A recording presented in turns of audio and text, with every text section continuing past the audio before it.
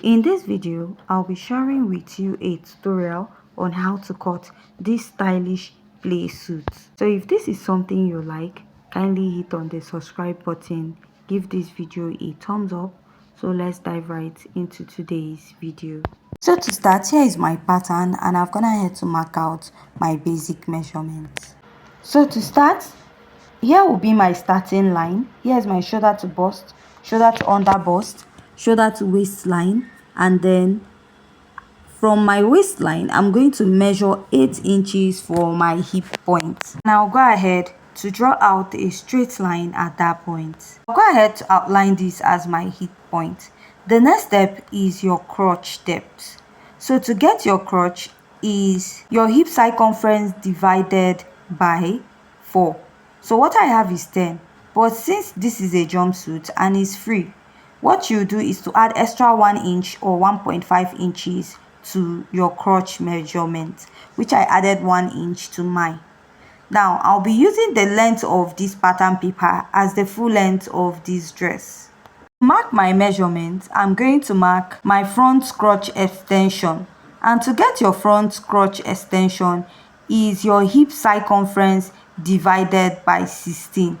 So whatever measurement you have, you're going to go ahead to mark it from the upper part of your pattern all the way to the lower part. So how I got this measurement I'm marking in front of my pattern, right, is your hip circumference divided by 16. That is how to get your front crotch extension. Now because we are cutting this pattern, we are joining it from the beginning to the upper part. That's why I marked it from the upper part. So mark your shoulder divided by 2 and come down by 1 inch, and mark your neckline of 3 inches. So connect this all the way to the neckline. Go ahead to mark my basic neckline. I'll be using 3 by 3 inches, which will be serving as a guide for this pattern. Now the next step is to get your chest line, which is your bust circumference divided by 6 plus 1.5 inches. I'll go ahead to make a mark at that point and place my ruler, then draw out a straight line. The next step is to mark your shoulder divided by 2 on that chest line. Place your ruler and connect this all the way up. After connecting this, I'm going to go ahead to divide my armhole into 2, mark ½ inch here. Now at this point, I'll mark my bust circumference divided by 4. After marking that, I'll connect from this ½ inch all the way up and connect from the bust circumference on the chest line to the ½ inch at the armhole. Now after connecting this, insert your body measurement. Mark the bust circumference divided by 4 and add my sewing allowance. Now go to the under bust. Mark your under bust measurement divided by 4 and add your sewing allowance. Mark your waist circumference divided by 4 and add your sewing allowance. Use any sewing allowance of your choice for this pattern. So here I'll mark the waist circumference divided by 4, add my sewing allowance. On the hip line, I'm going to insert the hip measurement divided by 4. So you're working on a free pattern. After marking your hip circumference, add extra 1 inch plus 1 inch from your sewing allowance, which will give you 2 inches, and add. This is so that the hip will not be fitted at that point. Now I'll extend out all this line.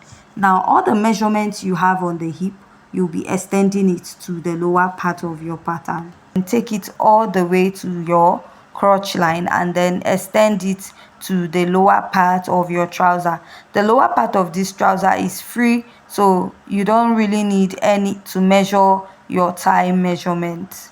I'll connect from the hip all the way to the full length of my dress. Place my tape and go up by 1.5 inches and I will connect to my crotch. The next step I'll take is just to come in by 1 inch and I'll connect. If you don't want to do this, you can just leave it all the way straight down. Now after marking this, the next step is to mark 1.5 inches at the shoulder. Now from this point now, I'll extend it or connect it to the armhole of my dress. Now the next step is to mark the depth of the neckline you want to use. Connect from there all the way to the depth of your neckline. You notice what I have is not a V, it's slightly curved. Do not draw a straight V. Now add ½ inch in front, this ½ is serving as a joining allowance to the front pattern. Remember that you're going to join the fronts together, right? So that's why I'm adding like a joining allowance from the upper part to the lower part of this pattern.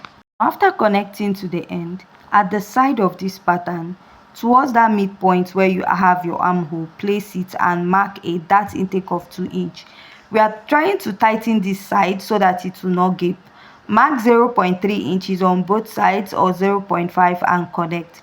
This is to avoid gaping by the side of the armhole. Now, I'll mark a basic neckline of 3 by 1 inch and I'll measure. What I have is 3.5. I will now extend it all the way up. This is to know the measurement that you'll be using for the upper part of your neckline.